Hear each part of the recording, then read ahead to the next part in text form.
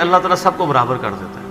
آپ دیکھیں گے کئی لوگ ہیں جن کی زندگی کے اوائل انتہائی دکھ میں گزرے ہیں، لیکن پھر پوری زندگی اللہ تعالیٰ نے ان کو سکھی رکھا ہے۔ کئی ایسے ہیں کہ جو پوری زندگی سکھی رہے ہیں، لیکن پھر آزمائش ان پہ بڑھاپے کے وقت میں آ گئی ہے، بیماری کی شکل میں، کسی اور شکل میں۔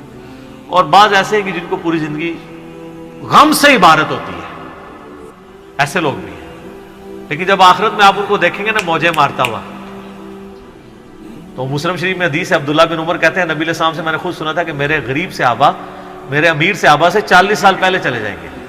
ظاہر ہے قیامت کا دن 50,000 سال کا دن ہے، اس میں 40 سال تو کچھ بھی نہیں ہے، وہ 40 سال پہلے جنت میں چلے جائیں گے، لیکن 40 سال آپ دیکھ لیں کتنے زیادہ ہوتے ہیں صرف غریب ہونے۔ اس لیے عبداللہ بن عمر غریب صحابہ کے ساتھ بیٹھا کرتے ہیں کہ یار چلو چنگے دے لڑ لگ جائیے، نانگے پیر نہیں، غریب صحابی درویش لوگ۔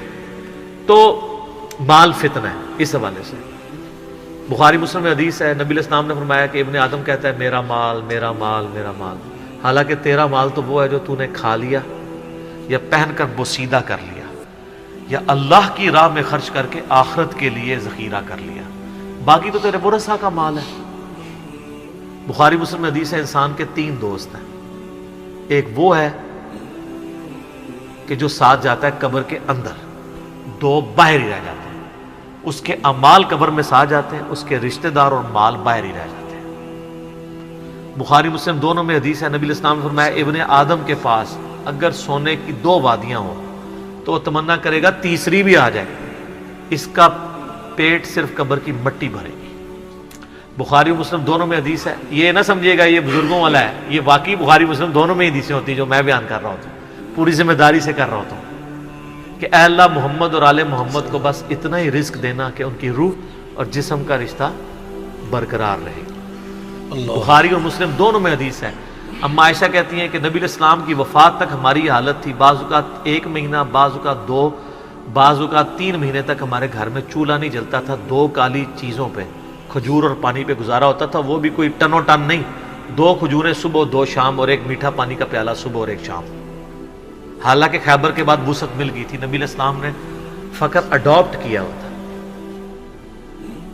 بخاری مسلم دونوں میں حدیث ہے، جب نبی علیہ السلام نے ایلا کیا تھا 1 مہینے کے لیے اپنی بیویوں سے ناراض ہو کے چھت پہ شفٹ ہو گئے تھے، جو حضرت عمر ان کو ملنے گئے تھے، آپ کے جسم مبارک پہ چٹائی کے نشان تھے، تو حضرت عمر رو پڑے، یا رسول اللہ کیسر و کسریٰ تو دنیا کے مزے لوٹ رہے ہیں اور آپ اللہ کے رسول ہو کے یہ حالت آپ کی۔ آپ نے فرمایا کہ اے عمر کیا تم اس بات پہ راضی نہیں ہو کہ کیسر و کسریٰ دنیا کے مزے لوٹے اور ہم آخرت کی سعادت؟ اے عمر کیا دنیا کی حقیقت ابھی بھی تجھ پہ نہیں کھلی؟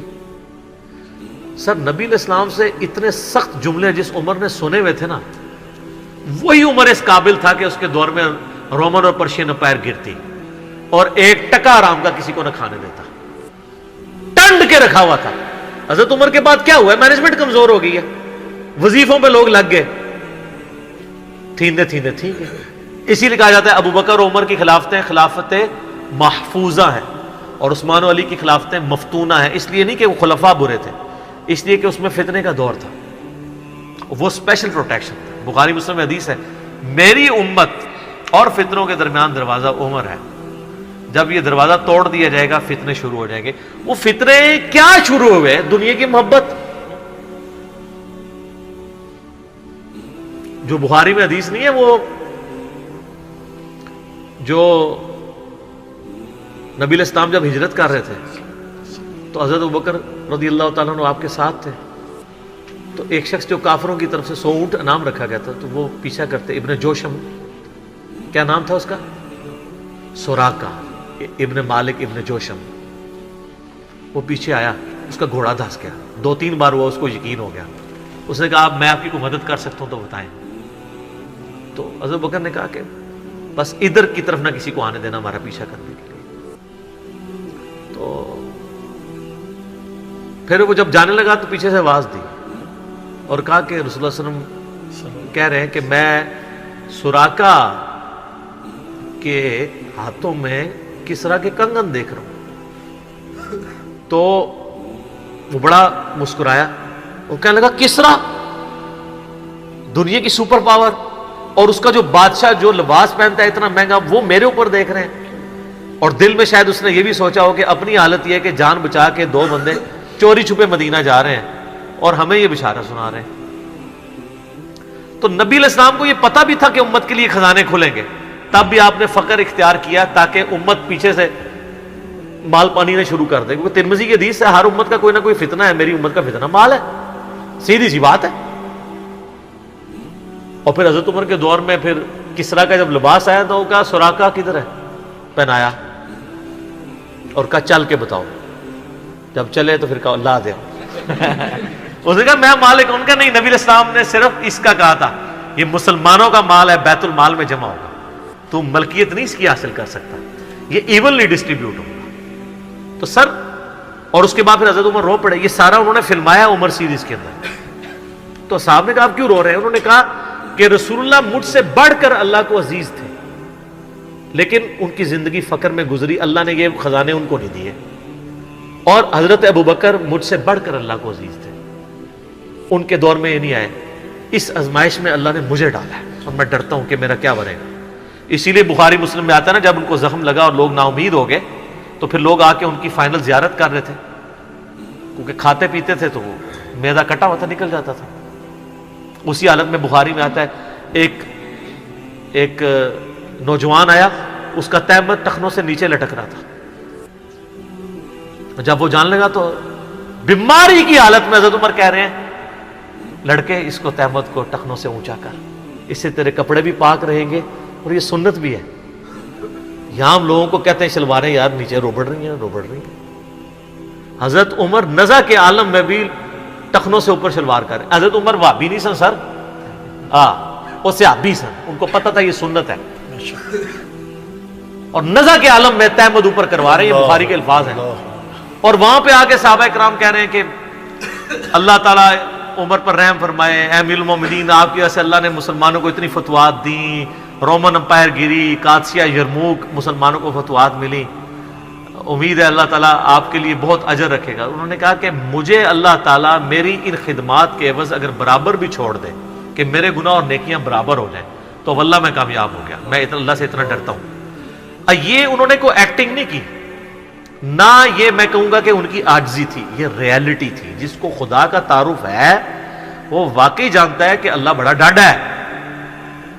حضرت ابوبکر نے جب مشورے کے بعد حضرت عمر کو نامزد کیا تھا تو آپ کو پتہ ہے حضرت عمر کو کیا نصیحت کی تھی؟ کیا ہے عمر, ایک ہی نصیحت انہوں نے کی, ان کا اتق اللہ یا عمر. وہ عمر سیریز میں فلمایا انہوں نے, اللہ سے ڈرنا, اور جب تو جنتیوں کی طرف دیکھے نا تو دعا کرنا کہ اللہ تجھے اس میں شامل کر دے, اور جب تو دوستیوں کی طرف دیکھنا تو ڈرنا ایسے کہ کہیں تو ان میں شامل نہ ہو. انہوں نے نہیں کہا میں اشرا مبشرا ہوں, میں جس راستے پہ چلوں شیطان بھاگ جاتا ہے, یہ آپ مجھے کیا باتیں بتا رہے ہیں. ان کو پتا تھا کہ اللہ تعالیٰ کی صفت بے نیازی بھی تو ہے نا سر, آپ کو نہیں پتا, وہ تو پیغمبروں کے اوپر عطا فرما دیتا ہے. یونس علیہ السلام تو پیغمبر تھے, اور اتنا غصہ کہ سورہ صافات میں ہے کہ یونس اگر مچھلی کے پیٹ میں ہمیں نہ پکارتا تو پھر اسی دن نکالا جاتا جس دن مردے اپنی قبروں سے نکالے جائیں گے. یار اتنا غصہ کیا کر دیا, کوئی بندے مار دیے یونس نے. آپ یوٹیوب میں کلپ دیکھیں یونس علیہ السلام کا واقعہ تو آپ کو پتہ چلے گا.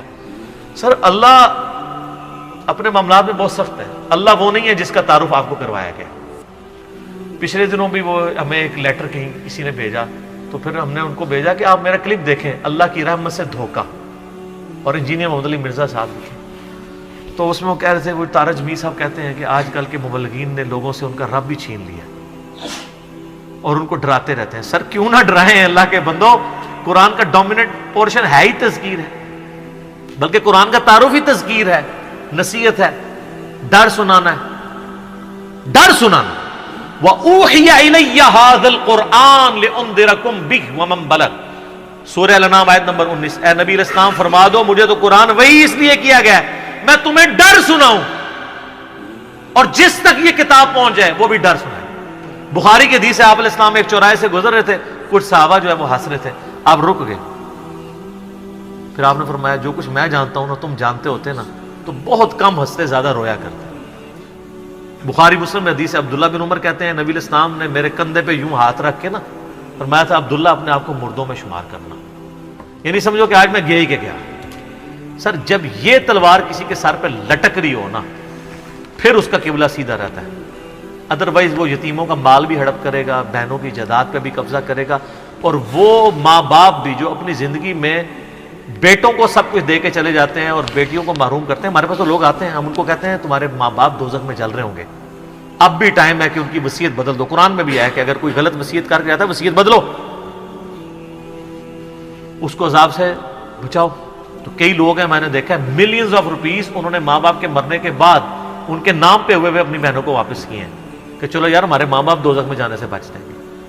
اگر آپ کے ماں باپ کی محبت آپ کے دل میں ہے نا تو خدا کے لیے اگر آپ یہ نہ کہیں کہ میرے ماں باپ دے گئے ہیں تو وہ جانے اور ان کا کام, یار وہ آپ کو دے کے گئے, آپ کے ساتھ نیکی کر کے گئے, اور آپ ان کے ساتھ یہ بھی نیکی کرنے کے لیے تیار نہیں ہے کہ جو مال انہوں نے کمایا تھا وہ ان کو دوزخ سے رہائی سے عطا کرنے کے لیے آپ ان کے لیے خرچ کر دیں جو آپ نے نہیں کمایا ہوا.